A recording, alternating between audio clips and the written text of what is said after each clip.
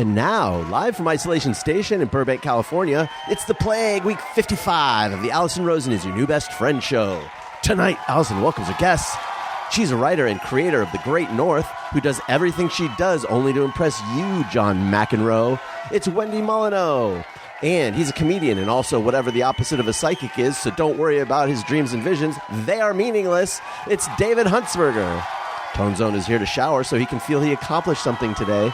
I'm her husband, Daniel, saying hop on board the Love Bus. Say hello to your new best friend, Alison Rosen. Alison Rosen. Alison Rosen is your new best friend. Alison, with her good times never end. Alison Rosen, doing the wavy pencil dance again. Alison's your new best friend. Hello, my little cloudberries. Welcome to another very exciting episode of Alison Rosen is Your New Best Friend. That particular carbohydrate was sent in on Patreon by Joy Whitbeck, and she selected it in honor of one of today's lovely guests, in honor of the Great North, because cloudberries are in Alaska, but also I know them as, I think, something in Sweden. We'll get into the cloudberry of it all.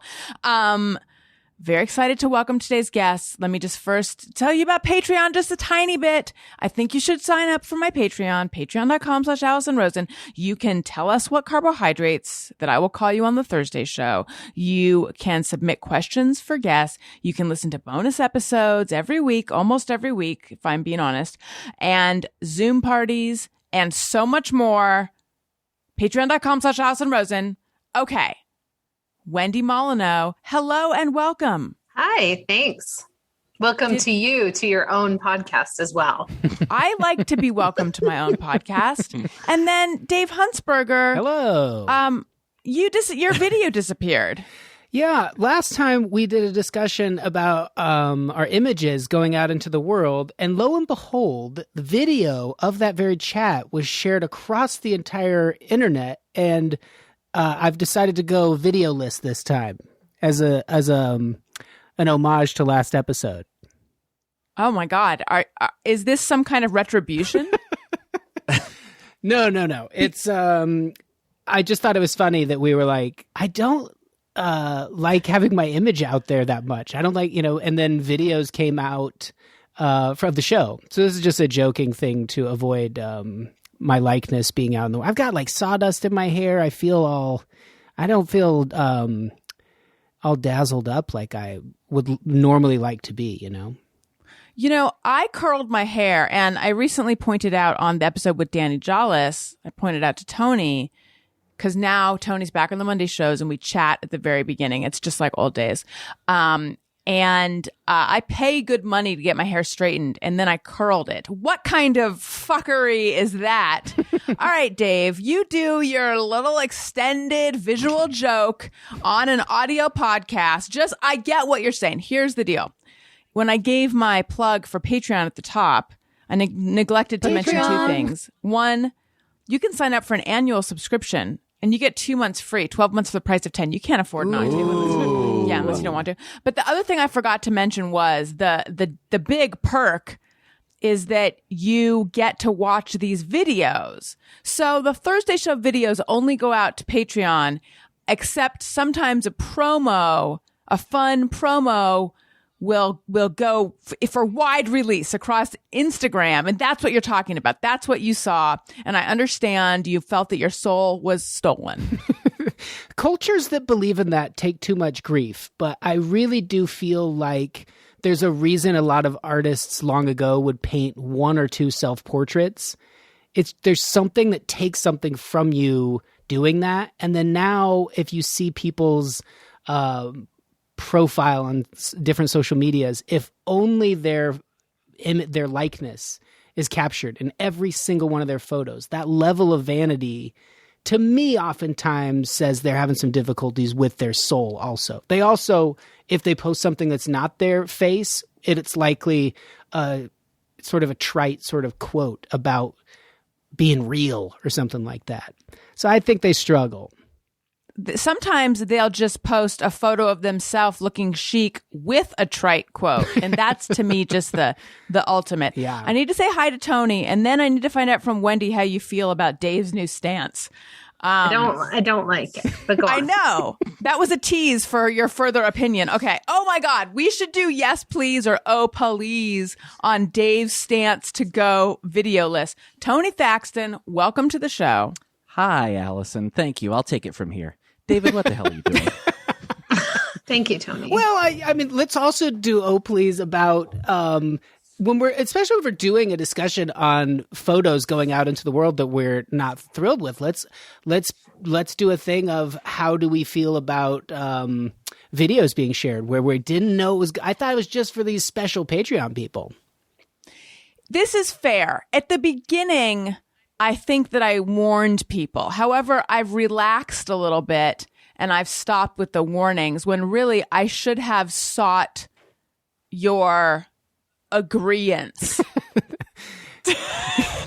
to use Fred Durst's term for it, you should have signed a release. I'm probably like exposed in a legal sense. Oh man, yeah, you're out there. And I'm litigious. I'll get after you, you know. Okay, so I want to remind you guys, yes, please, or oh, please is where we offer steaming hot takes regarding an issue that affects all of us. Let's hear the song, Tony. He said, yes, please, give me some of that. Oh, please, that's much crap. This is a first to get into something this controversial so early in the show. And by the way, the vast majority of people listening on audio, it affects them neither here nor there, but it affects us. Hence, it affects them. Okay, we're going to go around and we're going to give a yes, please, or an oh, please to Dave's refusal to share his image with the rest of us. I don't think this is going to come as a shock to anyone. I give this a strong oh, please. Oh, my God. Oh, Very my God. strong. Like we're watching a Comedy Central roast. I don't care for this one bit. I appreciate it from a humor standpoint, but to me, the joke is over. I need to see Dave. And you signed on at the beginning with your image and then you went quiet. And I feel like you should have told me, but at the same time, I should have told you that I was releasing your face into the world. And I get that. I get that this is on me. Well, but two wrongs don't make a right. What? I just wanted to create some content. I wanted to, right off the top, something contentious for us to chat about. And did I realize it was going to be this hot button of a topic? I did not. Well, kudos. You have truly stirred. I mean, you're like a British tabloid. Okay, Wendy, what say you? Well, this is going to be a big oh, please for me, Allison. And I think we knew that because I already was pretty sour. I've been sour since the top of the show, I feel like. Right. Well, as you know, I'm a logician by trade, and I have several logical points to make here. Thank you. Good. When I agreed to do this was a Zoom, not a phone call, you know? On a Zoom, you can see faces. I hate phones. I don't like to talk on the phone. I don't like that I can't see people's faces. I need that emotional information, and I'm not getting it right now. So to me, it's like Dave isn't here. Yeah, Dave, we need the EQ. Well, guys, I mean the EI. And B, I had another point. Oh, yeah. This would be like as if in the olden times when we all lived normally, we got together in your studio, we all sat down, and then right before we started filming, David disappeared behind a black velvet cloth and insisted on doing the show without us seeing his face. His name written on it. Yes. And then third, this is drama. Dave is being like, if this was Real Housewives of Beverly Hills, he would be whichever one is the most dramatic, which is, I think, is one of the Hilton aunts, maybe. But I don't know because I don't watch it. It's probably not Lisa Rinna because she's an angel, but it's probably one of those other ladies stirring the pot right away and saying he doesn't want any attention and then doing something extremely attention getting. So I call bullshit on those 4 points. I came up with all 4 of those points just now. If anyone's looking for a lawyer, I feel like I'd be good at it. I can, because you're a logician, is what you said? I'm a logician. Yeah. Which is a logical magician, I think. Look, I'm not caught up on Real Housewives of Beverly Hills, but to me, this feels like classic Dorinda. And I'm wondering, you know how they have their like, you know, they say every rose has its thorn, but I don't mind a little prick thing at the beginning. Right. I'm wondering what his would be. What's a good, like, what would your log line be, Dave? Well, I'd like to think that it was, going to Wendy's point, that if we were gathering to do a podcast, I am a firm believer that podcasts in their original state were the most fun because they felt like a clubhouse. Like you secretly come together and then you have your fun conversation, and then they slowly turn into media like The Real Housewives, where everyone kind of has to be aware of cameras and things at all the time. Now, granted, that's silly because you're talking into a microphone. You have to be aware that it's going to be recorded audio, but the visual component of there being video changed it for me, and so I think that this is my little rebellion against that, where all the podcasts now are video stuff. You see everything, and I feel weird about that. Tony? Oh, I know what your Real Housewives thing would be like. It's just, I feel weird about that. The saddest thing Tony, is I tried to make. Remember that time Wendy disappeared and then she changed her profile name to like yes. And I tried to change mine to These Are Those Tapes because I always forget to mention it at the end. It still says my name. Because he's ashamed of it. No, I love it. And He's ashamed. He texted me right before the show and he said, I feel really ashamed of it. Is it okay if I don't mention it again? And I said, sure. Yeah. You know, but now he's disappeared. Like, it's just, you know what I mean? When you have that really dramatic friend. Yes. That's what this is. It's our really dramatic friend, David. Yes. One of my really dramatic, it was a really dramatic coworker. She got upset and she stormed out of Wahoo's Fish Tacos. Out of Wahoo's Fish Tacos? Yeah. Oh, wow. This is it's a local story. And it's not very dignified. dignified. It's not a dignified place to storm out of. But also, she stormed out and then sat in the car because they had all driven there together. But it just made me realize, like, in real life, there's a lot of storming out in TV shows, but in real life, there's not a lot of storming out. No, almost none. Just Dave today. Yeah. Tony. But it should just be noted, I'm not dramatic. Oh my God. Dramatic Look at the scarf. You're back. Yes. Tony, what do you think of Dave's hijinks? Yeah, I was not And a fan. drama. I was not a fan. I you know, some of the things you were saying there at the end, I can understand. I don't personally care necessarily about podcasts that I listen to seeing the video generally. That's just me personally. I know some people do. But I don't care about hearing the audio. You just watch them on silent? Yeah, I watch them on mute. I was watching this podcast the other That's day. not fun. Blew my mind. But I turn the sound down and just really enjoy it. Yeah. I remember. I love to be watching people's mouths move. You know who has cool lip movement? I have no idea what? who. I'm trying to think of funny sentences that that particular person would be sharing with their friends. Like, you know, who has cool lip movement, or things of that nature. Sorry, guys. I'm new to this video. I'm off my game. It's okay. Sorry. Tony, in the parlance of the show, please share your thoughts about Dave.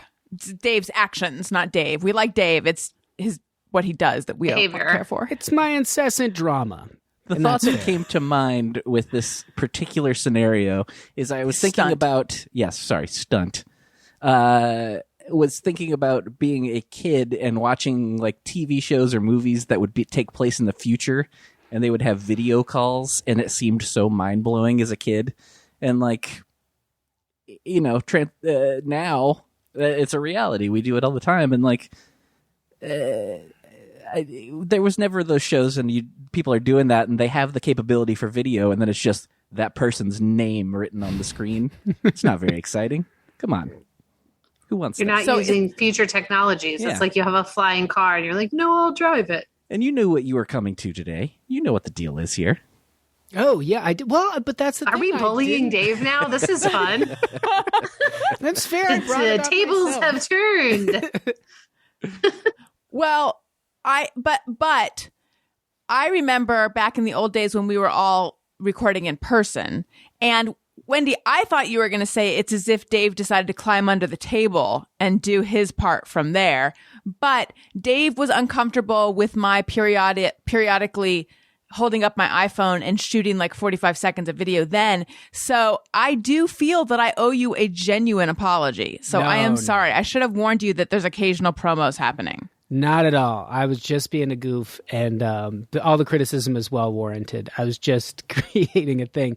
I did the phone was different. That was one that was like, I think I told you it felt similar to like when you're having fun at like a family gathering, and then a relative comes by with a "keep doing what you're doing" and is like filming, and you just feel that weird tension. Like, well, now it's different. That was maybe different. No, I'm just being a goof with this. So. Sorry, I threw everything off, you guys. I enjoyed. Still angry. Now that I understand the method, is that cows not being cows. pleased? Yes. Did you say hater cows? To your point of someone bringing out a video camera or sudden self-consciousness. On the Adam Carolla show, if I ever like got going on something ranty, then he'd go like, "Go, baby." And I'd always be like, that was it. That was the entirety of I'm done. Like he always said it. Girl. He always said it when I was done. And I'm like, I don't have any more. Like, this tree has no more sap. Can't believe that comedic genius didn't know how to time things correctly. That is shocking to me because everything else he does is gold. I know, it was the one thing flaw that I can think of that I don't like. I need to show you guys something that I'm pretty excited about. And I am risking my friendship with Wendy and her it involves shuffling. Her willingness to come on the show because I know that you had said that if we ever talk about fancy shuffling again, you're out, right? Yeah, now I'm going to disappear. I know. It's not going to be worth it. And I know that it seems like I'm about to shuffle and I'm not. But I found something which gave me the similar satisfaction that I think I would get if I could do fancy shuffling. And I must show you guys, and this is a visual, so patreon.com/AlisonRosen or potentially the promo. This is a visual. Get ready for this, you guys.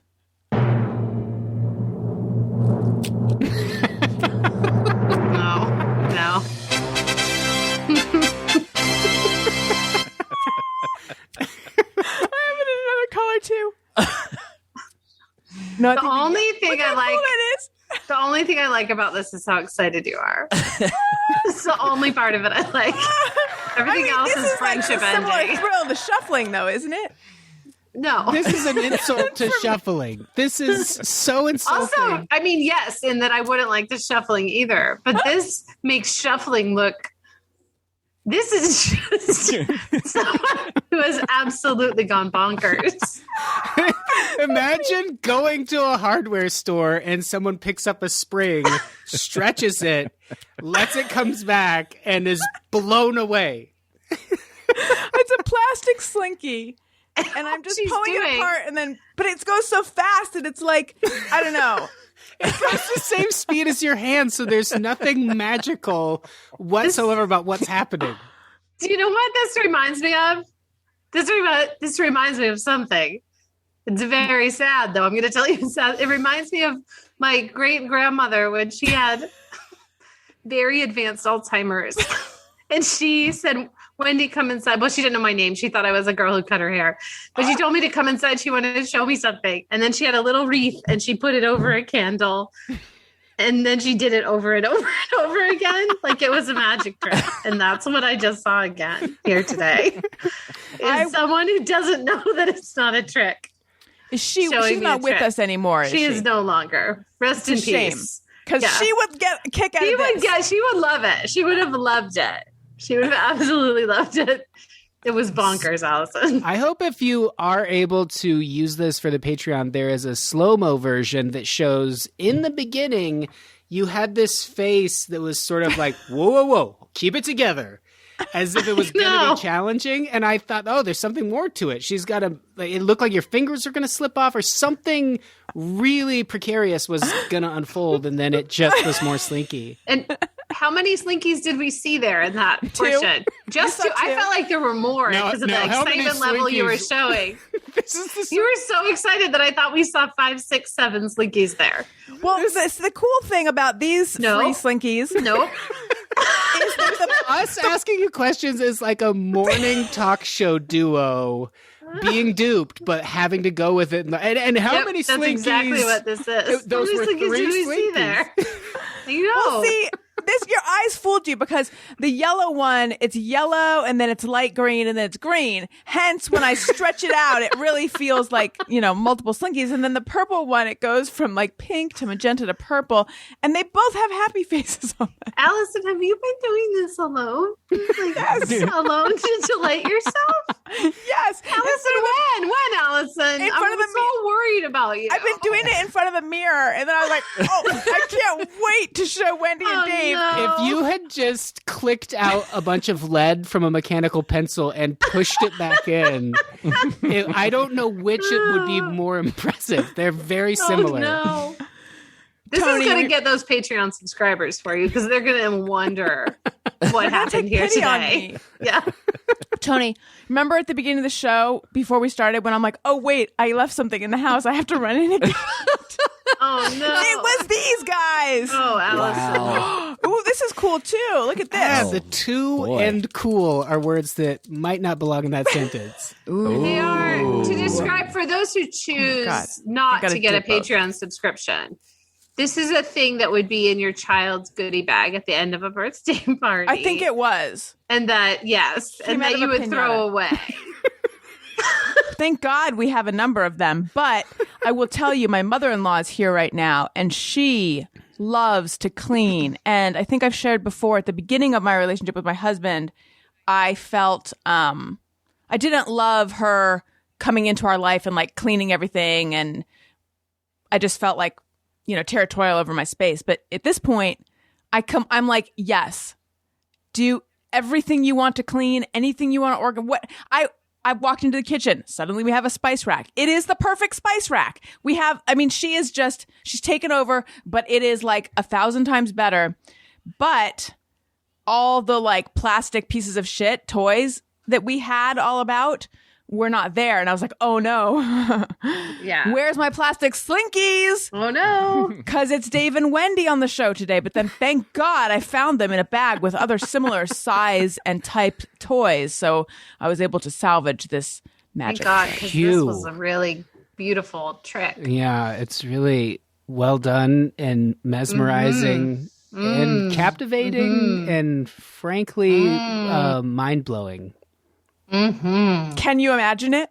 If it can be imagined. Can it be imagined? Okay, so let's talk about Derek Del Guadio's In and of Itself for a moment. Who here has seen it? I don't even know. I think I referenced it last time, or maybe in an email or something, because of the fancy shuffling. Yes. And their names for all the holds and everything. Yes. Yeah. You recommended it. You said if I haven't seen it, check it out. I got to check it out for the shuffling. Yeah. Which I did. Tony, you don't know what this is? No, or this conversation's not ringing a bell yet. Anyways, it's a special.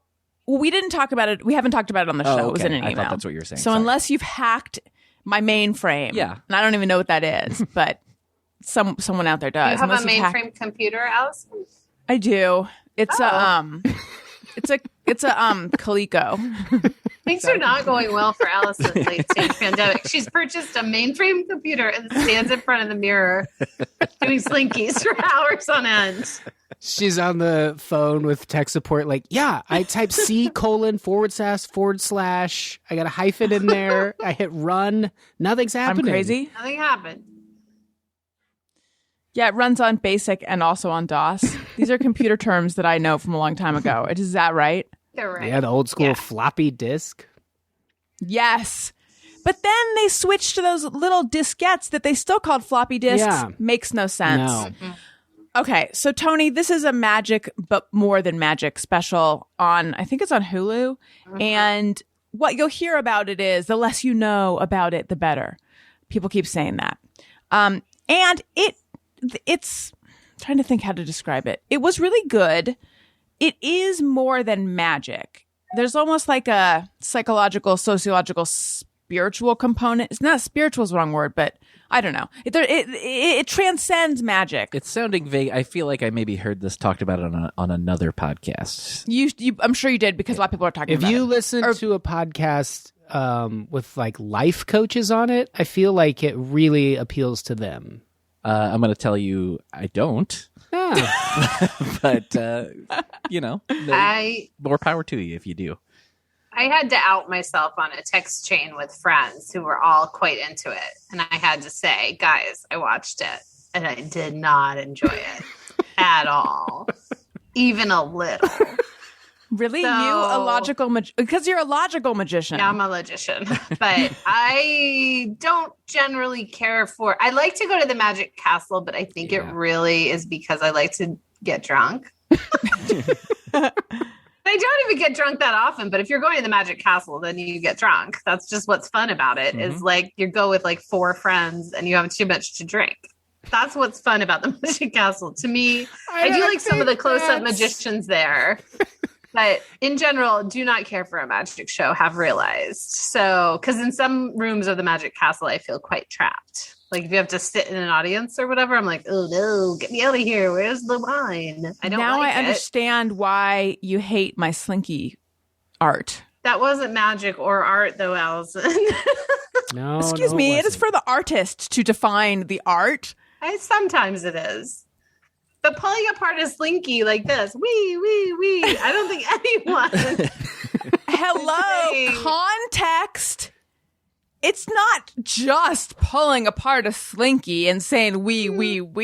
It is doing it. Kind of. It is in the context of. This is beginning to feel like pearls before swine. I'm just going to go where people appreciate my art. Dave, I get it now. The going silent. I know. I was about to say, are you about to silence your screen? Yeah. No, I hear what you're saying. Okay. Well, I also was not as blown away by this special as I expected that I would be. And I don't know if it's because I had heard so many great things about it. But anyway, he does some. Okay. So I need you guys to weigh in on this because Daniel and I had a debate. I really became hung up on so there's like a few magic tricks he does in it. And I was like, how does he do them? And Daniel kept pointing out, or Daniel felt that but that's beside the point. The point is supposed to be this like greater sort of what you'd hear on your life coach podcast about it. Like people want to be seen. They want to be understood, all those things. And I'm like, okay, I hear what you're saying, but I just want to figure out how he did these things. And then I made a whole thing of like, I'm tired of there being this idea that if you try to figure out how magic tricks are done, you're somehow really pedestrian. Like somehow that's bad, that we're not supposed to try to, like, if you try to figure it out, you're a person who can't just be dazzled and can't just be moved. You're just like some kind of bean counter and just finicky and persnickety and like not appreciating art. And Daniel was like, what the fuck are you talking about? I'm unfamiliar with this idea that people have a judgment about those people. If anyone was able to follow what I just said, could you weigh in? Yeah, I understand what you're saying, but of course you wonder how did they do that? Like everyone does that. It's like kind of like the point. But it's that thing of if you could figure it out that easily, then you wouldn't even be watching that special. Like this guy wouldn't be making a special. Yes. But I feel like Daniel didn't even want to even entertain discussions of trying to figure it out because that was, according to Daniel, beside the point. And I feel like that is the point. I like to try to, like at the Magic Castle, I like to look at the hand I'm not supposed to be looking at. Right. That's part of it's it. More fun. That's how I pass the time there, other than being drunk, is to watch the hand I'm not supposed to be looking at. So I see the lemon go in the cup and I'm like, there it is. That's how you do it. It doesn't. I'm more impressed by someone who can move their hands that quickly. Yeah. And do those things. That to me, that is the quote unquote magic, is somebody having that kind of manual dexterity.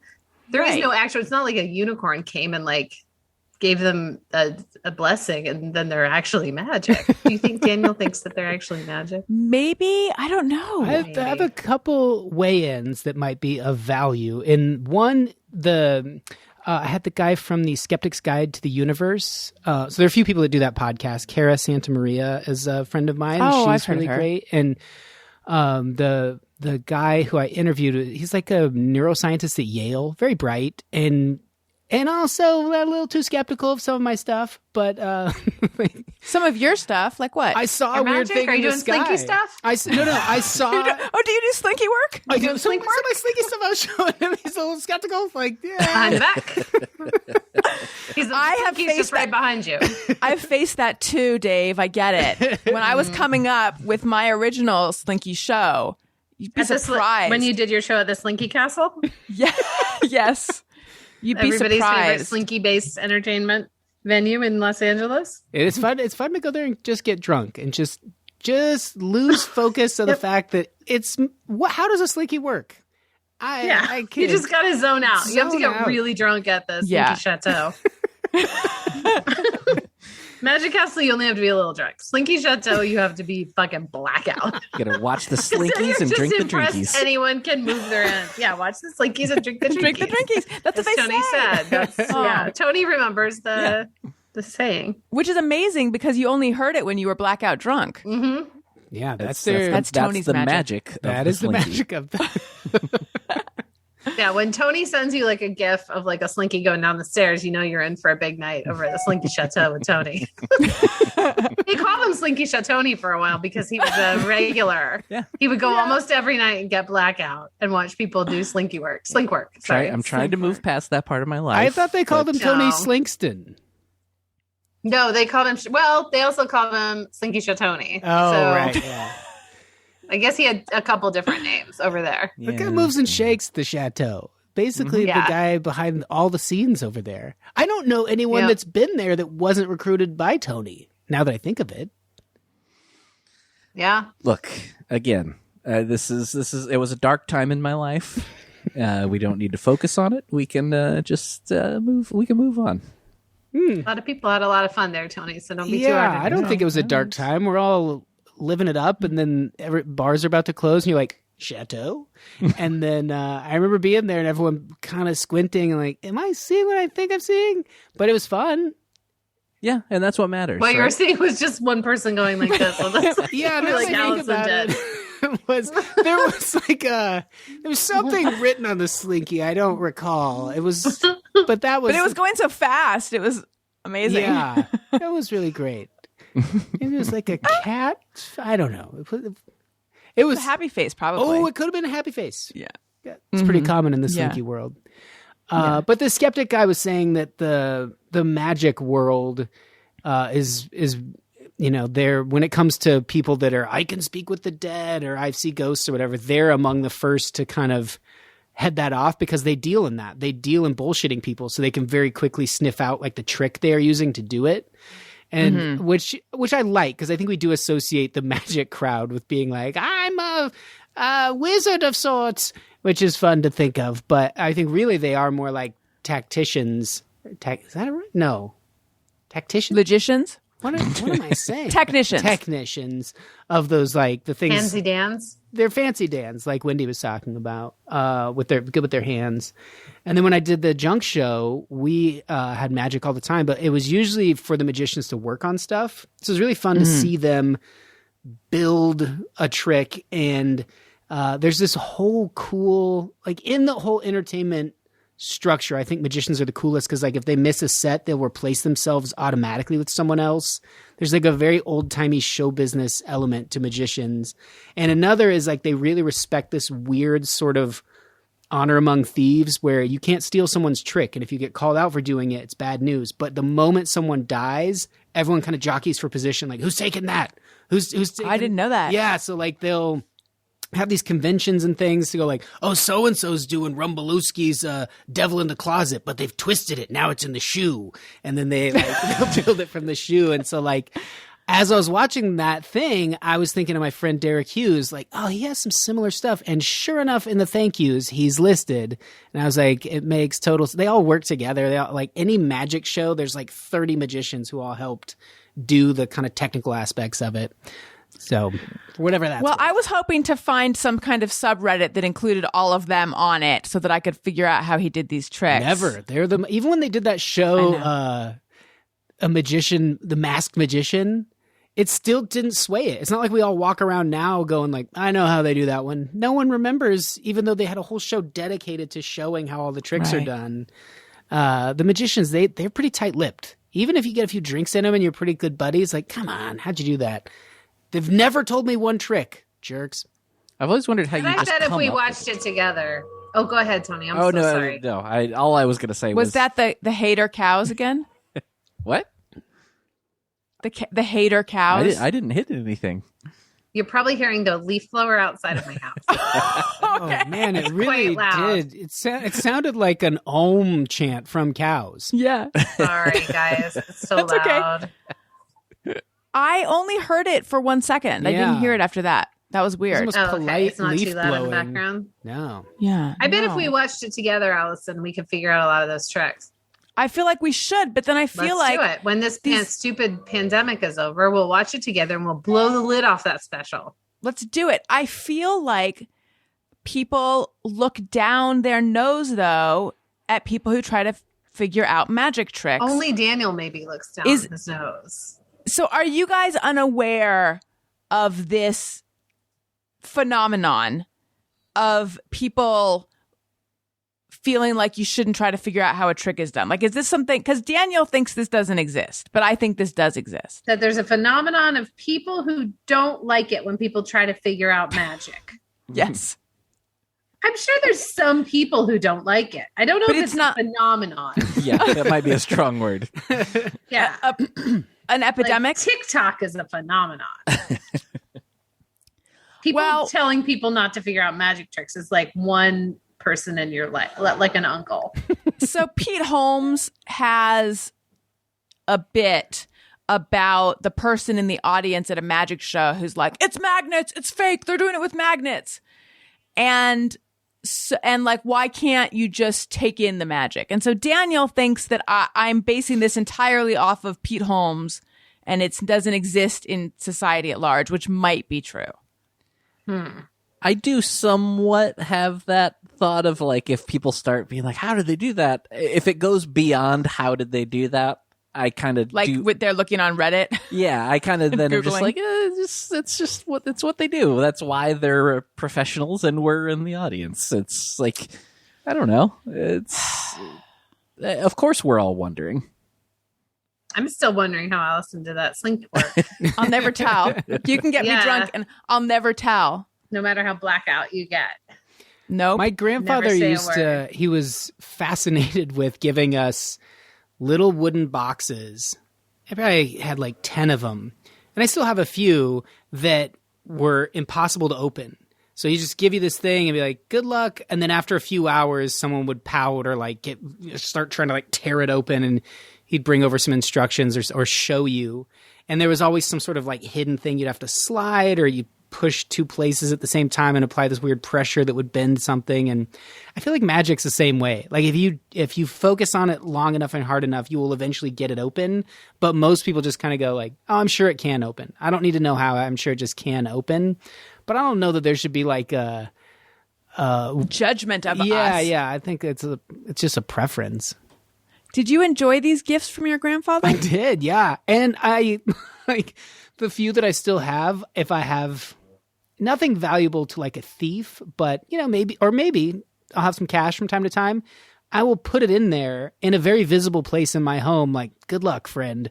It's like if someone were to break in the house, they're really going to have to earn it. So I kind of like it now just for that. If only you'd put your bikes in them. I know, man. I'm sorry. My bikes. Man, it's still a bummer. I have this great new tick now in my life where every single encampment or just place where I see a series of bicycle frames, I'm convinced my bike is there, or at least one of them. I just want to get one of them back. Just be like, okay, I didn't lose both of you.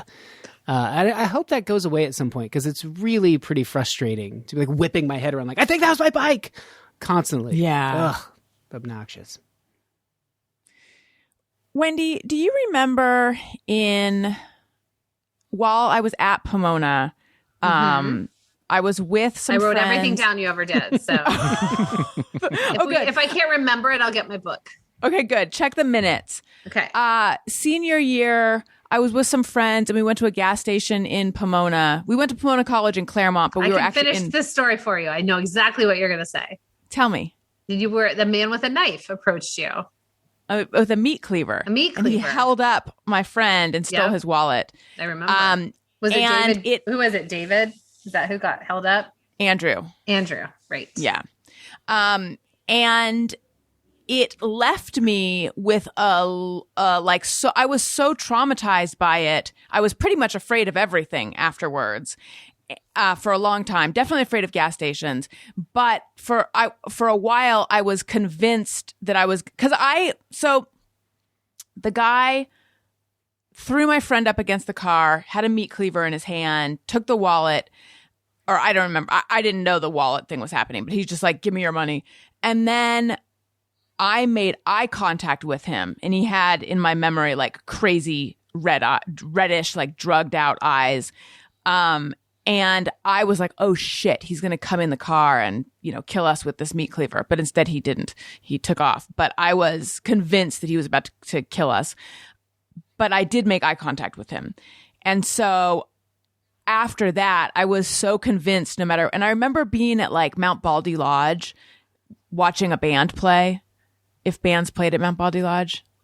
And seeing it was the Sages of Memphis. You probably remember them because I made us all go watch them a number of times. I think I might. Yeah. Yes. And seeing a guy, like making eye contact with someone and then like my heart pounding, thinking that it was that guy. Anyway, all of this is to say, David, I feel like it'll last a set amount of time and then it'll just go away. Yeah. I don't worry about seeing that guy anymore, but he was my bike. Okay. Well, thank you. Yours is much more traumatic. So I hope I'm able to get over these bikes because that seems like it would give you some PTSD or something. I think it did. And I hope that by telling you this story, I have made you feel bad about yourself. No. You've revealed that you've dealt with some trauma in a way that I feel like there are a lot of people that would have something like that and it would impact their life significantly going forward. Like it would have come up in the time we've known each other. And I'm surprised it hasn't. Yeah, I think it's because I'm just so old at this point that, like, had you met me 15 years ago, I would have fewer things to draw on. But this happened when I was a junior in college, so it's just in the rear view. Yes, I remember needing to go to the bathroom when we got back to our dorm, and the bathroom was in the hall, and poking my head out of my door and like looking both ways and then running to the bathroom. I don't know what I was like, what's he going to do? Follow us back to our dorm? And then I was afraid of gas stations and I was just afraid of everything for a long time. I ended up doing, have you guys done, or do you know of EMDR? Does it work? I know of it. I did not feel like it worked. I know people who've had a ton of success with it.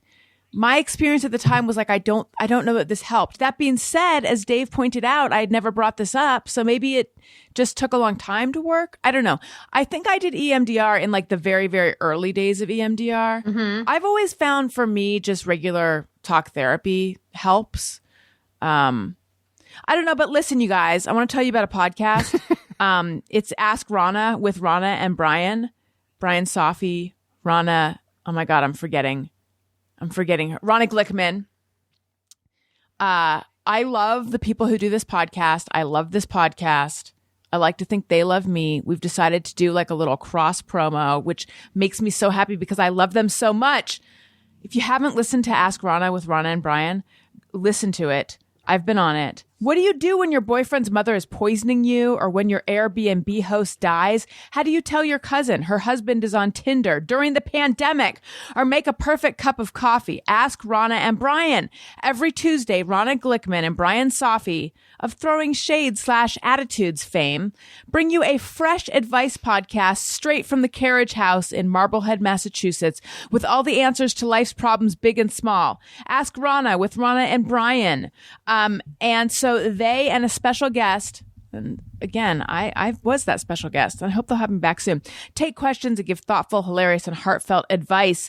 Guests include Conan O'Brien, NPR's Ari Shapiro, Paul F. Tompkins, Lauren Lapkus, Trixie Mattel.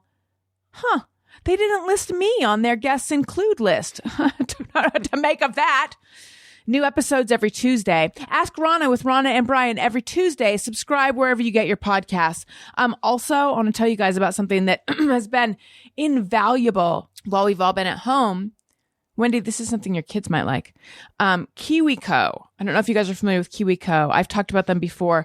It's a subscription box kit. They send you these projects. They're STEAM projects. So science, technology, engineering, art, or math projects in a box based on your kid's age. And they're super fun projects. They learn about the solar system. They can do art. One of my favorites was this fishing box, and it comes with this fabric pad and these little fish and these little fishing poles, and then also this like not real stained glass, but these things that look like stained glass turtles. It's so much fun. And whenever I receive a KiwiCo crate, I just put it to the side, and I basically hide it from my kids. And then whenever we need something that'll take up a chunk of time, I bring it out. They're so creative and they're just great. Cultivate your child's natural creativity and curiosity with a new hands-on project every month. With KiwiCo, there's something for every kid or kid at heart every month. Get 30% off your first month plus free shipping on any crate line with code Alison at kiwico.com. So that's 30% off your first month at KiwiCo, KIWICO.com, promo code Alison. Again, that's kiwico.com, promo code Alison. That's all a good right. deal. It is a good deal. I need to know this is just a really wide open question, but I'm just curious what's been going on with you guys. What's new? Fill us in. Catch us up. I got a dose of the vaccine, 1 dose. That's exciting. Yay. That is exciting. Get another one in 2 weeks. So that's exciting. So I don't know. That's like all my life is filled with vaccine talk with people, comparing which one you got, when you get your next one, just general excitement about them. And then reading an article today that's like only 50% of Republican men are going to get vaccinated and wanting to be able to be like, good. But then it's like, oh, but if they're not vaccinated, they're going to keep spreading it around and someone I know will get it. So it's like, I can't even enjoy their decision to just be the dumbest people alive. So Wendy, you live near me. Do you look at Nextdoor? Sometimes. This guy recently posted about how great it was to see all the people walking around without masks. And it made me so angry. I commented because I had seen another post. It was someone saying like, is there still a pandemic going on? Because I'm seeing tons of people without masks. Yeah. So it was like the same observation, but different takes on it. But I had been out that day and was just so relieved to see how many people in the neighborhood were still wearing masks. Like almost everyone I saw was wearing a mask. Right. So I commented, I'm like, I guess you really see what you want to see because I saw a lot of people wearing masks. But I was just, I don't know, it made me crazy. So Nextdoor just mostly makes me crazy, but also allowed me to find a babysitter. Yeah. Next door is a sewer. Mm-hmm. I mean, of all it makes Twitter look like a book. That is how much it is the sewer. It is just the sewer. And it's like, I mean, I had in my old neighborhood, like I got into a big kerfuffle because somebody put like, there are two men sitting in a car. Beware. And I was like, oh, what was it about the men? I knew it. I knew what they were going to say. It always said it.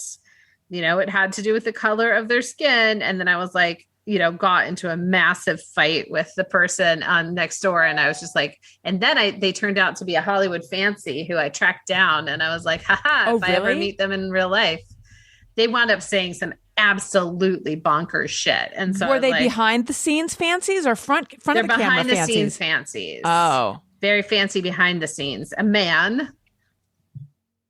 Behind the scenes fancy man. I hope you'll tell me who it is. Fancy man. I will. I'll be happy to.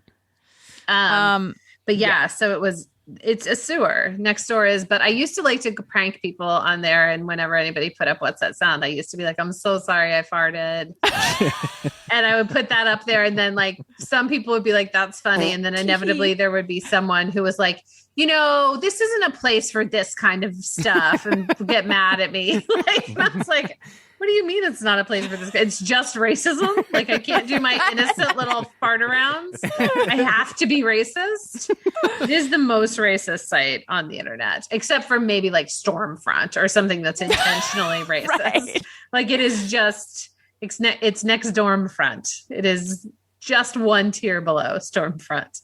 My old neighborhood used to be even worse. At the beginning, I was sort of refreshed. That's my old neighborhood too. Is that the one you're referring to? No. Yeah. No, you're talking about when you lived on the other side of the hill, right? Yeah. I used to live over there too. Right. I think that was before next door, right? When you just had to hate your neighbors so I never based knew. on. Yeah.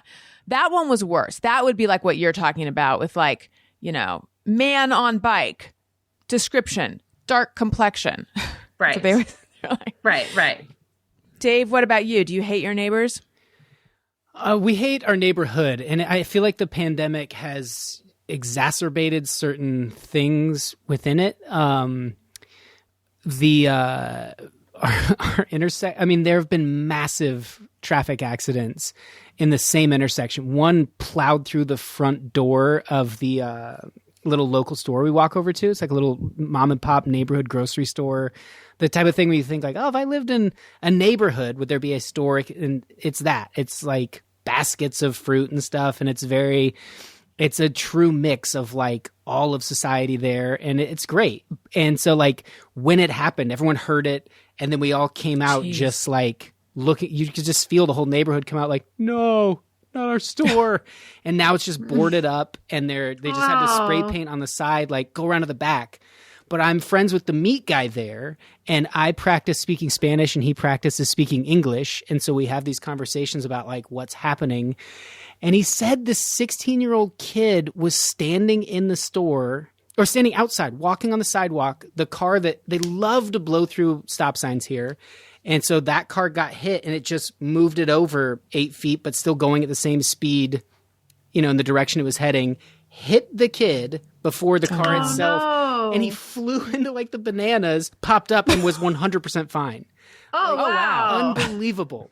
So it's been a lot of that in our neighborhood. Like people for a while were choosing our exact intersection to do donuts. And then I'd race out there like a crotchety old man and film them. And then, or try to film them. I was always late. I never got them. And I wanted them to be like, what are you going to do with that? And like, just so you know, a narc lives here. I'm calling the cops on you guys. And I never got even close. I'd hear them. And sometimes they loop the block and come back and do it again. So it just reeks of burning rubber and it's loud. Our baby's asleep. It's infuriating. But we've had a few good developments, I would say. One, there is this ice cream truck that goes till 9:30, 10 o'clock at night. It sounds like a tank. It is so insanely loud and then just cranks the loudest music. So at 9 o'clock at night, you're just like, someone's selling drugs. But it's like, who cares? But it's loud. So like when our little boy's asleep, our precious boy, I don't love that. It'll wake him up. So I'm at our store post-accident, and I see a gentleman buying only 10 bananas. And I don't think much of it. But then as I'm walking home, I'm behind him and I see him go and get in the truck. And I'm like, that's the driver to the truck. So I went over and like very kind of calmly tried to speak to him. And I started launching into it in Spanish about like, hey man, we have a baby. If you could just at this intersection, maybe after like 7 at night. And he goes, what's your deal, man? I was like, he clearly speaks in English, perfect English. And I was like, all right. Well, I was trying to be as respectful as possible, but I should have asked, you know, like, do you speak English? Which I sometimes think can be weirdly like uncomfortable or something. I'd rather just speak Spanish and then find out like, oh, okay, you speak English. But as I'm talking to him, someone opens their window and goes, if this is about the noise, I totally agree with you. And I'm like, and then the guy driving the truck is not amused. He just gets this look of fury and he's like, do you know that guy? I go, I don't know that guy.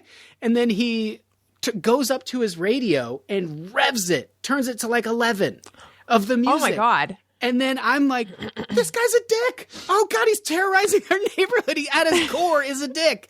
But then I'm also like, well, maybe, you know, he's trying to make a living. And he says that. He goes, this is my business. Like I can't stop, but I'll tell you what, I won't do the music. And since then he has not played the music as he's driven by our intersection. Oh, that's great. Yeah, and then there was this truck that was... So I feel like it's very separate from next door. Like, Tony was very horny for that development. Did Bentley do couldn't that? control myself. No, I hit the wrong... I love when things are silenced. Really gets me going. I love some late night ice cream when it's quiet. There was... I'm sure... I mean, people... And I felt like such a dork. I just felt like... nerdy narc guy, because these two like cool younger people came over to buy some ice cream at 8 o'clock at night, and I'm there like, if you could keep it down, and they just kind of looked at me like, this guy. But since then we've been on good terms. And then in hindsight I was thinking, the next time I see someone with 10 bananas and nothing else, I'm going to assume it's ice cream related and just offer to buy them the bananas. Then I'm in. Then like that music is for sure not going up. But there was this truck parking in front of our house. Same deal. Like not great things were happening because it was a huge truck. People were like urinating behind it and other unspeakable actions. And so like what? I can't even go into it. And I didn't see any of them, but like pooping, having sex. Yes. And so I just don't love, there's like a drug element as there is in every neighborhood, but there's like this mama bear thing with a baby. I just don't want that happening. But like the moment street sweeping ends, there'd be like this, team of people moving this giant truck. And I finally one day went out and was like, hey, is it possible to not move the truck here? And this is all in Spanish. And the older lady, she and I are having some difficulty. My Spanish isn't great. And we're like having some difficulty communicating. And then she tells her husband, and he's like, oh, you know what? Like, I only park it there on these days. But then their daughter comes by and she speaks English. And so now I'm like, okay, I think I'm butchering this conversation. My Spanish, I don't know all the words correctly. And then she's like, yeah, like we found a used condom behind it. Like we don't really love parking it here. And I was like, why not just park it over there? Like, I'll keep an eye on it. But then I get to know a little bit of their backstory, and like the dude's out of work. And then the other day I see them like trying to jumpstart a car. I offer to help. Now we're friends. But like, had they known prior to that, my feelings toward them were mostly negative because I don't see them. And I think that's what Nextdoor generates is like these pieces of shit. And then you get out there and see their face, or you see how hard life is for them, where they're like, pushing a car to jumpstart, like having to move this truck around and orchestrate 2 or 3 vehicles. Like I'm on their side, but it was annoying with like what was happening with the truck. So I think Nextdoor really brings out the shittiness because of that. I think you're right. I have a lot of questions, but wow, Dave, these stories are ones you're going to want to preserve for your children. Like many of you, I've had to get creative in how I keep up with my family. It's never been more important to stay in touch with everyone in my life. Thanks to Storyworth, I can feel closer to loved ones no matter the distance. You guys have heard me talk about Storyworth before. I love Storyworth. It is this service. You give it to someone, and then they receive story prompts every week, and the questions about like their childhood and different times of their life. And there's a big set of questions that you can choose from. You can add your own. And then at the end of the year, all of the prompts, the answers to the prompts are collected into a beautiful hardbound book. And you have like a book of their life. And my dad, I thought I knew everything about my dad because I have the kind of dad who's told the same stories for so many years repeatedly that it's like he gets 2 words into it and I'm like, I know. But despite everything that I just said, I do love him dearly.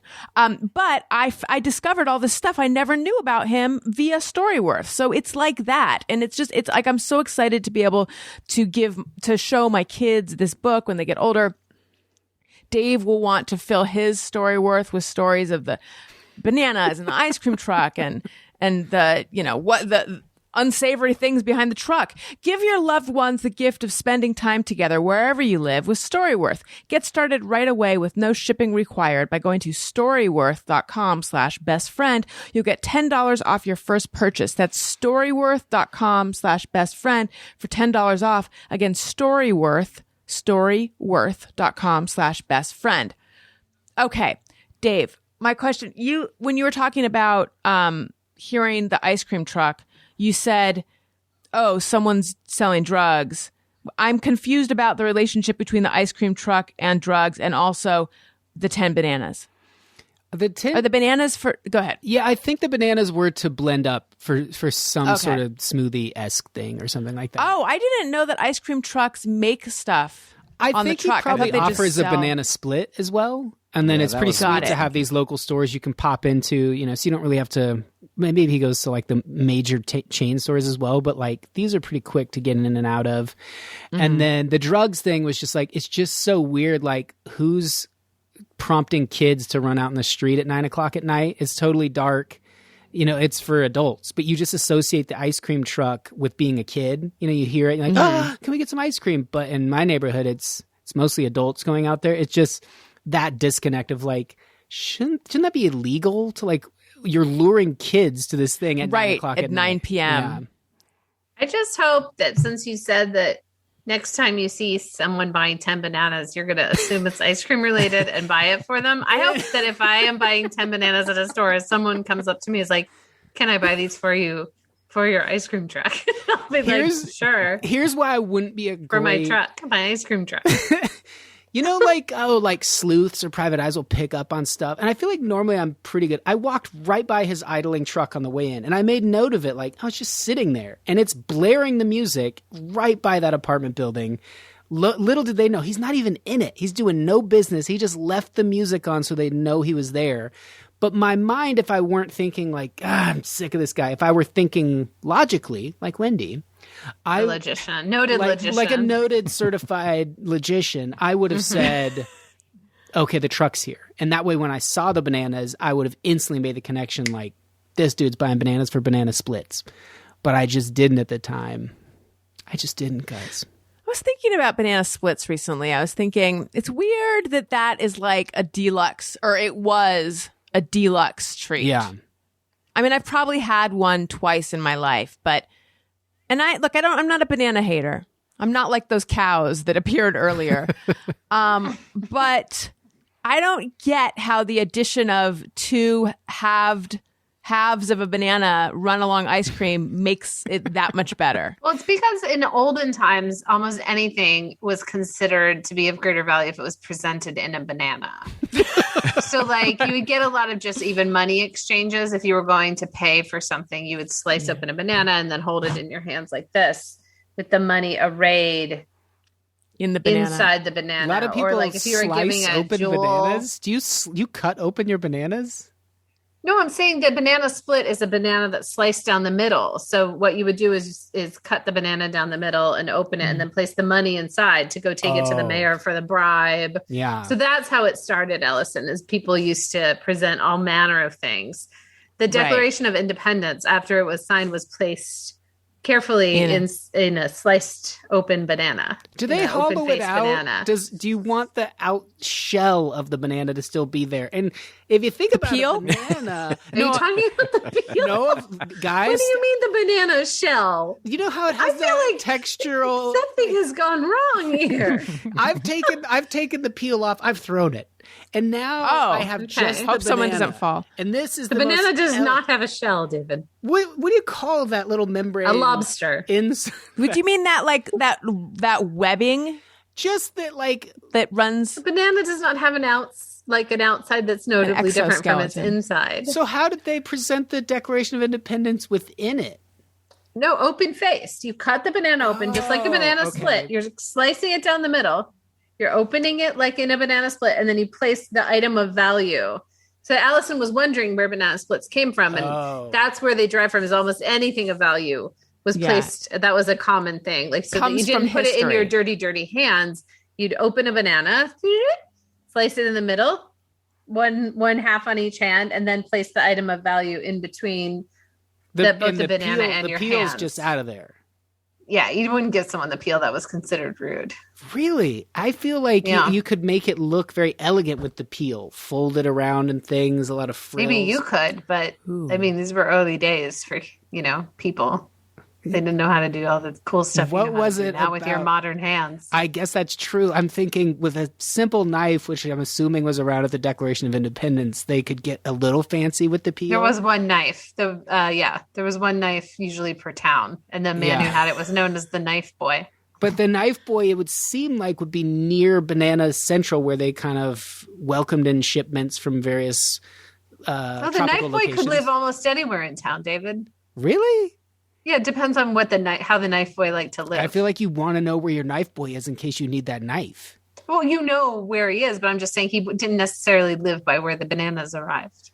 Then I have a wedding ring, and I've worked hard on it. And I go, oh, you know what I need? The knife boy. Because I've already procured some bananas.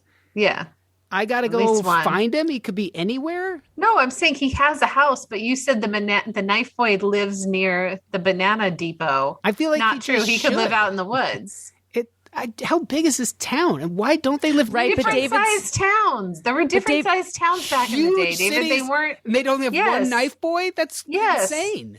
Knives were scarce. Bananas were plentiful, but knives were scarce. That's the beginning of a Charles Dickens.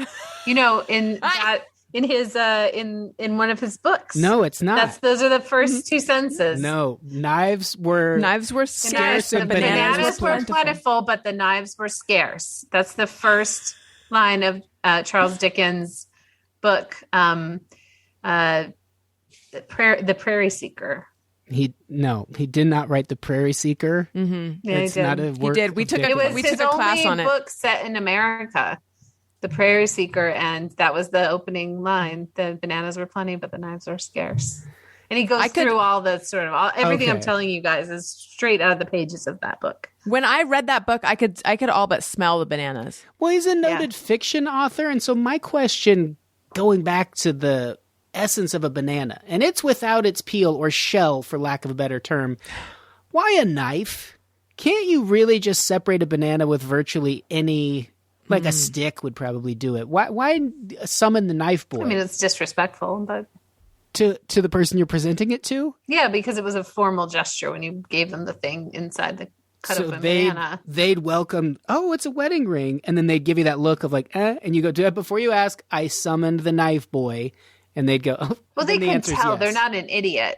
To give someone something in a roughly cut banana was worse than not giving it at all. I'm just feeling that if Alison you had a knife... I remember. Yeah. Well, we took a seminar on this in college. Yeah. I mean, I think we had both separately acquired our own knowledge of this time in history too. Well, the seminar was American books by foreign authors. So you just have the one American book that they wrote, like Dostoevsky's Coin Lady.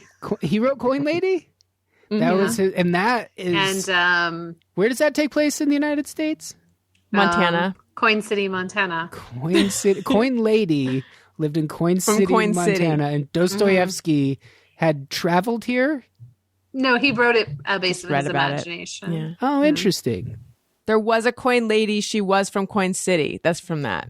There was a coin lady. She was from Coin City, and she possessed coins, and she was very pretty. Oh, there's Matthew. Hi, Matthew.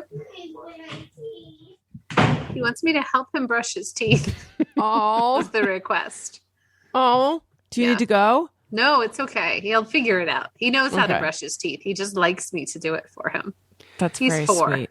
Guys, I have 2 questions. One less serious, one more serious. The less serious is if each of us had a banana and we were tasked with judging what utensil or what element was used to partition it, how confident are you that you would know the knife one versus the one that I cut with any given thing? A piece With of a paper, stick? With a paper, stick. anything. Piece of paper? How are you cutting a banana with a piece of paper? I said it. I'm and then pretty I chopped confident. through it. I might even use a coin. I've got a lot of potential slicing devices for a banana. Very If hard it's to like cut a banana evenly, even with a knife. If it's a birthday card, you could maybe do it. But a piece of paper, no. All right. Yeah, I agree. Okay. Especially the way you presented it. I know this is for Patreon only, but you looked like you were holding paper a tight. piece of paper by 2 corners, Yeah. but not holding it at the bottom. It looks like you were holding it at the top and then using the flimsy lower Like edge it's a to piece try of to chop folded a it a number banana. of times. Guys, Dental I folded it a number of floss. times. It's rigid. That It's- wasn't implied by your gestures. You think I defy anyone on Patreon. Patreon. Potentially a promo. Who Here's knows? this one. This is several folds. Now you're doing origami. Yeah. The second question is, Okay. how are you guys doing this? How are you being parents and having any amount of energy and doing things? Oh, now we're talking real talk. This is I just switched it, guys. Real. I mean, Real talk. Yeah, real stuff. It is. I wish Daniel were here for this because he is losing his mind. It is very, very, very hard. Now, are you asking how are we doing this specifically in the pandemic or just in general? I think the pandemic in that, I think we're on the same boat of having no help. And so that makes it pretty challenging to just never really get a moment to here, oh, good, you can go sit with this child for a few moments while I nap or something. I know Wendy always jokingly says cocaine or something, but I mean, the lack of sleep and not being the irritability, the mood, the ability to summon words, memory, all these things worry me that's why we're just staying alive in this state and then eventually just dying of heart attacks because it doesn't seem sustainable, right? That's what we keep saying in this house. And actually Daniel's mom is here right now, so she's helping us. Nice. But what he keeps saying when we're really in the thick of it is this is not sustainable. This is not sustainable. It's like everything is done a little bit. You're a little bit less. You're a worse parent than you want to be, and you're worse at your job than you want to be, is what I have found. And just this feeling of it is just relentless. I had a nightmare, and it was a nightmare that I gave birth to 2 babies. One was my own, and one was an embryo. The biological parents of the embryo were Cyndi Lauper and Garrett Baldwin, who was another one of the Baldwin brothers. But in the dream, I was just oh my God, what was I thinking?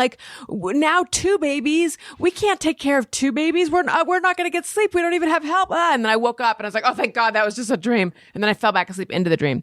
So anyway, my answer is, it is very, very hard. Wendy, I feel like you have 2 jobs and 4 kids. That's double what I have.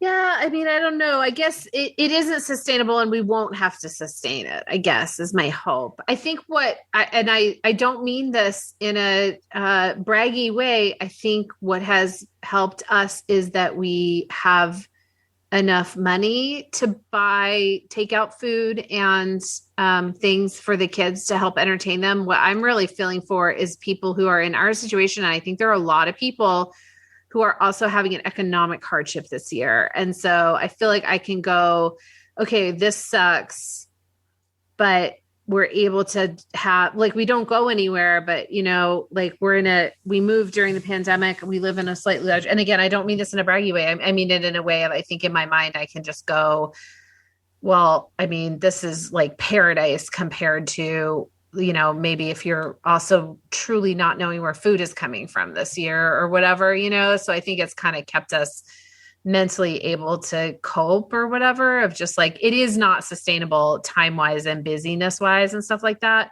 But maybe I feel like there's just some part of me that's like, well, I can't go into too dark a place because I know there's like people out there who somebody in their house died this year, or they, it's wild. So I guess like maybe that's, logistically, Jeff has less work during the day. So he watches the kids and takes care of more of the housework.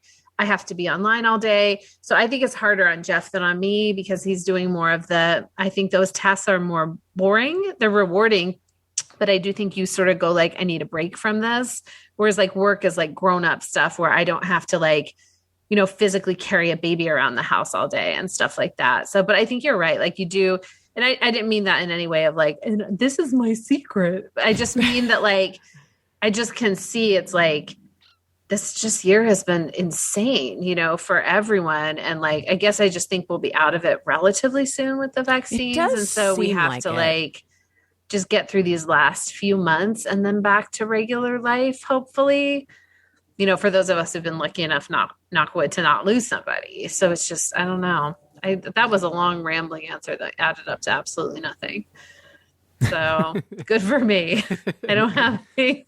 Yeah, I don't know. It's just wild. I think hopefully we'll be out of it. Like things are, although now today they were talking about another surge because of the places that aren't telling people to wear masks. Right. Yeah. Dave, remind me roughly how old he's around 1, right? 7.5 months.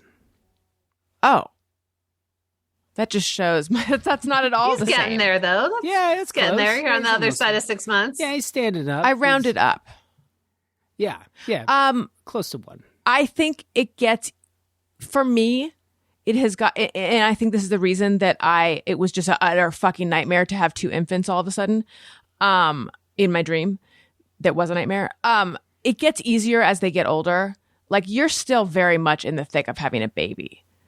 I remember just like, can I just set this thing down? I just need to send an email. I didn't realize I had to hold it all the time.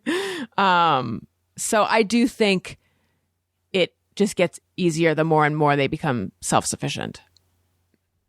Yeah, I think it's already gotten easier. It's more tolerable. But like as it gets easier, like the sleep and things like that are still trying to catch up. So it's not like, it never feels like the tank gets totally full. I guess, we do spend a lot of time, like along Wendy's point, just really, really focusing on how lucky we are and things to be thankful for. And hopefully everyone's doing that, but even still, like you're still tired. There's still a part that's like, yeah, totally. And I don't know how it is. I think some people are able to deal with not very much sleep better than others. Like Wendy, I feel like you are a person who probably sleeps like 5 or 6 hours a night.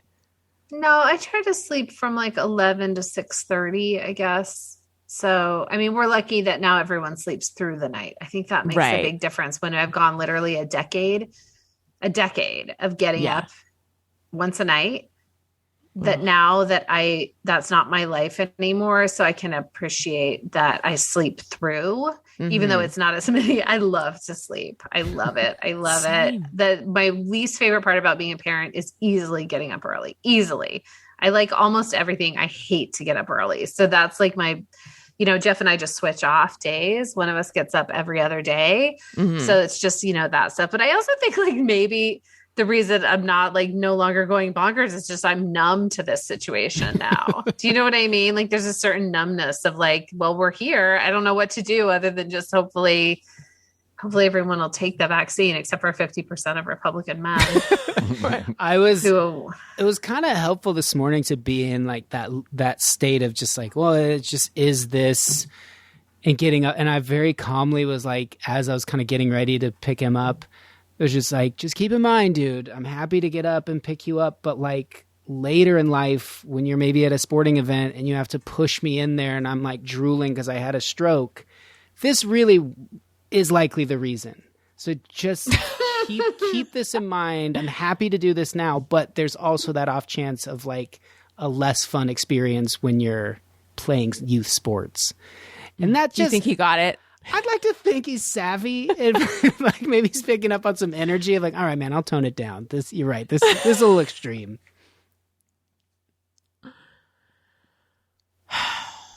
Yeah. Tony, Does this make you want to have kids? I mean, this is a crazy time. I can't even imagine of, I'm on the complete opposite end of all of this, living alone and being miserable that way. But, so I mean, it's like everybody has their own form of miserable right now. I feel like it's like some people have kids and they're all in even though you may be living with people you love and everything, but you need breaks from each other. And whereas I just want to be around people. And I know people keep saying like, we're going to get to do hugs and go to concerts. And I'm like, I'm not a hugger and I don't want to go to a concert. So the thing they're trying to use us to motivate, but I'm like, or use to motivate us. But I'm like, well, I'm getting the vaccine anyway. I'm just not going to hugging isn't my number one agenda when I get out of here. Yeah, I do really miss. Yeah, I feel like human connection is so vital. I think it's really like there are all these endorphin things when you. People are hard on high fives, I know, but like the kinetic transfer of energy of human, cells and atoms transferring all these there's something to that where we really, I don't know, I miss hugs, and I'm curious if you feel different like going forward. Still very I could live without hugs. Me? Yeah. I have nothing but people on me all day, every day. So I think the idea that they're like, and we'll be able to get hugs. I'm like, literally my baby follows me around all day going, hug. And I love it. Aww. I love it. But I'm just saying I'm not like, oh, that is, but it's like Tony said, we're in the opposite position. I have 5 other people in my house and we've been together for over a year. So I'm not like, what I really want to do is go to a loud concert. I'm like, what I want to do is go sit somewhere else quietly. Yeah, you would love to not in trade my house. places with me for a day. Yes, I would go easily sit in your apartment for a full day and just watch television by myself, which is probably something you do. That is not something I do. You can come over here and be around a lot of people. Yeah, man, you can hug all day. I really wish that, like Tony referenced sci-fi movies, this would be a perfect time for each of you to get sucked through the screen through Zoom. Yeah, Freaky Friday.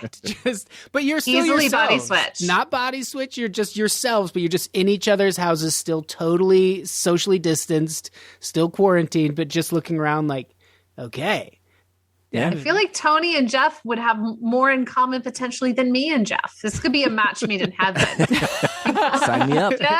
Jeff, every year listens to every song in his music collection. So I feel like you guys would have a lot to talk about music and that I never talked to him about. So this is real. This is going to work. I hope we get sucked through the screen any moment now because I need to rest. I like kids too. So perfect. They will love you. I just need a rest for 4 days. I understand. And Wendy has pets too, and you like animals. There we go. I feel a real love connection happening. Yeah. Tony and I are going to life swap. And you won't be left totally in isolation because this dog will not give you a choice. He is going to be, he is the cuddliest dog I have ever been around. And great. So that's nice. Yeah. He will what be would you watch, Wendy? When Wendy's there, he will be the most kennelled dog ever. I won't kennel him. It'll be fine. You'll want your space. You'll be so close to finally getting total no one total touching solitude. you. Yeah, total solitude. Yeah. You'll kennel him. Yeah, I might. Wendy, if you were in Tony's apartment with Tony's dog in or out of the kennel and you could watch TV alone all day, what would you watch? I don't know. I mean, I've watched a lot of stuff already. I stay up too late and watch TV, so I don't know. Just some garbage, maybe. We're watching The Crown right now. Have you guys all watched this? Mm-hmm. I have not. We are late to Very it. good. It's really good. It And is. given my lack of knowledge of history, it's there's no spoilers. I'm really thrown by everything that happens. And yes, you know what? I was going to say, and yes, I took AP US history, but that right there, it's because I took AP US history. I don't remember much of that either, but I didn't take, English history. So there was a real holy shit moment that happened last night, which I feel like had I known history, I would have seen coming, but I didn't. So I recommend it. Was it the mining town? No. So is something going to happen with a mining town? I don't know. I just said that for fun. Oh. Yes. No, there will be. Yes. Something will happen. We're only near the It's end. one of my mind pranks where I just say, "Is it a mining town?" And then, something does happen. I feel like it's okay for me to reveal a little bit of a spoiler because, again, it is history. It's history. It's where you find out that someone was a little too close with Hitler. Oh, yeah. Sure. Did you know that? Did you know that? I did know that, but Okay. I'm sorry. Okay. I'm sorry. I I took get European history or something like that. I don't know. At our college? I don't remember. Maybe. I don't know I'm why I know remembering it. now. I had also taken European history, but we must not have covered season 2 of The Crown. My brief time in college, I took European history, and I tell you with no exaggeration, when I had my final exam, I literally guessed the answer for every single question. That's how well I did in the European history. How'd you do on the test? Oh, I failed it. I thought there was going to be a triumphant ending. Oh, no. That you No. guessed correctly. It was, I just had to put something down. I think I was the first one to finish my tests and handed it in and walked out of there. I knew what was going to happen. So, Wonderful. yeah. And you didn't stay in college? Was that implied by you saying your Yeah. brief time I only in did college? like a year and a half of college. Yeah. Oh, okay. Didn't like it. Yeah. The drummer life called you, right? Yeah, pretty much. Yeah, I started going on tour. Was this a test that was just bubble in Scantron or writing out answers? I think it was Ooh, good just, question. multiple choice kind of situation. Yeah. It'd be so remember great if you had the long form. Just, Oh, You had to just write out something. I think I wouldn't even have shown up if that was the case, I think. throw in a few hences. Wendy, do you have the feeling that I have Yes. where okay, good. Oh, thank you. All right. No, I look back on my time in college and I feel like I was too young for that education. I don't mean it was like a racy education or anything. I just mean like I feel like now I have more perspective and I could like really that education would sink in more now than it did then. Yeah, I guess I don't think about the education part of it. I think more about the lifestyle part of it. Like for some reason, I have been slightly fixated on it during pandemic because when I think about what time in my life did I have like sort of the least responsibility and no one around, because I always had my own room at college. Other than the first year when I had a roommate. Right. And so in my mind, I keep flashing back to college during this pandemic because I'll fixate on why didn't I appreciate, like, why did I date people when I could have just been alone? I'll think that. I'm like, oh, that was dumb. Like, why was I stressing over like some guy? I should have just been like laying there like a fucking Mac in my bed, like leaving once in a while for a class, going to the dining hall. And other than that, just fucking doing nothing. And I'm just like, why did I even have friends? Like those were the days. Yes. Because I'm always doing something now. So maybe this is how I'm going insane is like, I always have something to do. Always at every moment. And so it's like when people are like, I'm bored in the pandemic, I'm like, please come do something I need to do, please. So like, that's what I think I didn't appreciate was like that I could have just like literally had not a care in the fucking world. And instead I was probably always stressed about like some guy I was dating or this or that. And it's like, why?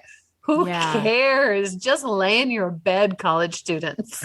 The stakes Don't do anything. The stakes felt so high then. Of course, you're young, you're dramatic. It's like, Yeah. Guys, I laid there and I knew Did it. you? Yeah. I'd had some, you know, I'd had some cowboy days that were pretty long where like you're just so sore from being on a horse. Like I just want to be in a bed. But more it was like if I was on a couch and there was a marathon of movies on or something and I really had to plan like which end of which movie I'm going to get up and feed myself. And then like 2 or 3 movies past my allotted time would go by before I was like, all right, I'm really hungry. I would just think like if I were on some sort of dinghy in the middle of the ocean, I would be so thankful to be right where I am. And I knew like later in life there are going to be days where I think back to this. So I'm totally glad I did it. I feel great about it. yeah, you did it right. Thank you. I'm sure you guys did as well. You gotta have that appreciation when you're young for it. You don't. You're always berating yourself because you feel like you should be doing something. Yeah.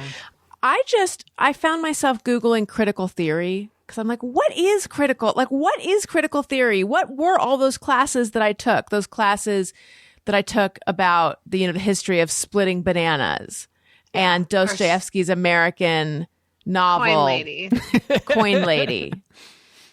What I learned about Coin City, Montana via Dostoevsky's Coin Lady, I don't think I really understood. I hadn't yet left the country, so I didn't really understand it in the same. I don't know. I just feel like something about the sort of history.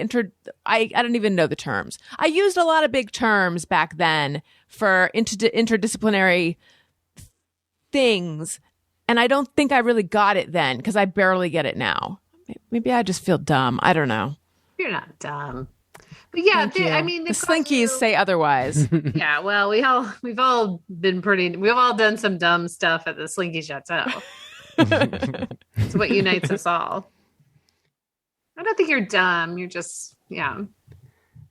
I feel like you're always just kind of a sponge as a human that can only soak up or take in so much. And it's always some fond thought that like, oh, if I did this now or I had done this then, I would really have it now.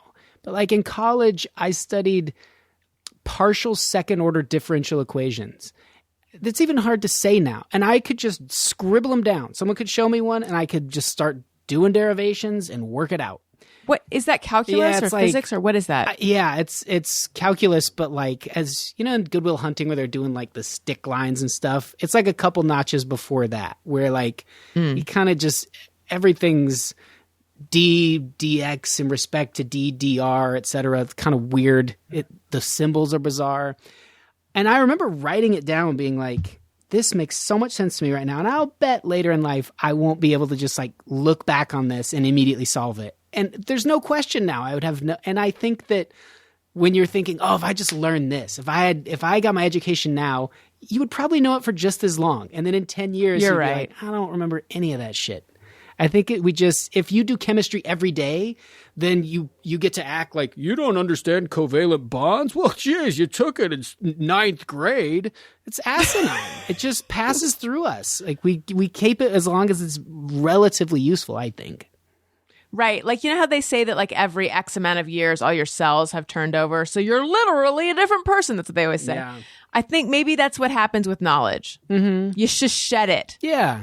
Except I don't think so, though, because there's certain song lyrics that will never leave my brain. But I get what you're saying. That's true. Yeah. Well, we do have like that great plasticity. Age 4 and age 18 is kind of the last time it closes up. But maybe you just also have like a trick ability to. I'm still pretty good at like hearing songs and like getting the lyrics and things like that. So maybe that's just a trait that you have. Yeah. Who knows? Guys, it's been so nice having you on the show. Thank you so much. I got to welcome my new patrons. I'd like to say, welcome, Michael V. Welcome, Daniel M. Ben C. has signed up for an annual subscription. Allie M. has signed up for an annual subscription. And Katie W. has signed up for an annual subscription. And Thomas K. has increased his pledge. So welcome and thank you to all of the new patrons. Again, sign up for an annual subscription, get 2 months free, 12 months for the price of 10. You can see this. You can see the Slinky art. And it is art despite some Philistines among us who would have you think, what is it to you, Wendy? Is it me all in silver standing on the corner holding still? Is that art? Is that what you're saying? No, I'm saying that I don't think that's art. I'm saying is this the same as someone writing your name on a grain of rice? Stuff that we don't consider art. Street art. For me, it's just a shade below that bird that dips over and drinks a little bit of water and slowly fills up. Just you know what? It is maybe akin to is like remember the screensaver that was tubes? Boom, boom. Oh yeah. Boom under Windows. Boom, boom. It's sort of like that, only it also makes you sad. Wendy, I just remembered what your email password was in college. What? And what? Why better would be careful. you remember my email password? I don't know, but you be careful. Yeah, why? I don't know. You told me to type it in. I was typing it in for you at one point. I will. What? Be nice to me, or I will reveal your email password from 20 years ago. I'm on your show. I have. I didn't know I wasn't allowed to openly discuss your Slinkies. You did it, and then you asked for feedback. You know what? I'm sorry. It was the comment about the bird. Oh, that was Wait, me. who made that? David, do you have his email password? I know. If So I you wish give I knew me his password. As weird of a threat of that, I will just be impressed. That's the strangest. Now I just want to know what my password was. I don't want to say it unless you Don't happen to say still it. use it. Yeah. Type I mean, it I in doubt you chat. still. I doubt you still use it. I You want me to doubt put it in chat? Put it in chat, unless it's so embarrassing that I don't want Tony or David to also know it. I don't think it is. But wait, the chat that wouldn't show up on Patreon, would it? No. I don't know. Maybe I shouldn't. Let me give you a hint, okay? Study abroad. Oh, I guess. Okay. You don't still use that one, do you? No, I don't think so. I don't think I still This use is the most unbelievable conversation I've heard in quite some time. I just can't believe that Alison remembers my. I'm the one who has a book of everything she ever did, but she remembers my email password. Also, imagine how naive we all were that we would tell someone else our email password. That's insane. I had forgotten, and then it suddenly came into my mind when I was just being raked over the coals about my art. Okay. You guys, this has been a very, very fun show. If you enjoy what you're hearing, please click, rate, subscribe, download, do all the things you do with the podcast, and leave us a nice review on Apple Podcasts, 5 stars, please. Check out the Monday shows on YouTube, youtube.com/Alison Rosen. We recently had Danny Jollis, who he is delightful. Also, before that, Kulop, Vilaysak, and Suchin Pak, Phil Rosenthal, Ali Ward, Bobby Moynihan, Lorraine Newman. The list goes on. Newman. Also, I'm on Cameo, and follow me on Twitter and Instagram at Alison Rosen. Wendy, where might we find you, etc.? On Twitter, I'm at Wendy Molyneux. On Instagram, I'm at The Great North Wendy. And the television show that I make with my sister Lizzie, The Great North, is on Fox on Sunday nights at 8:30, and we are on a 2-week break, and then we come back April 11th, and then I think run through the end of the year. And also we write for Bob's Burgers, which is on right after Great North. And David and I have a very shameful podcast called These Are Those Tapes.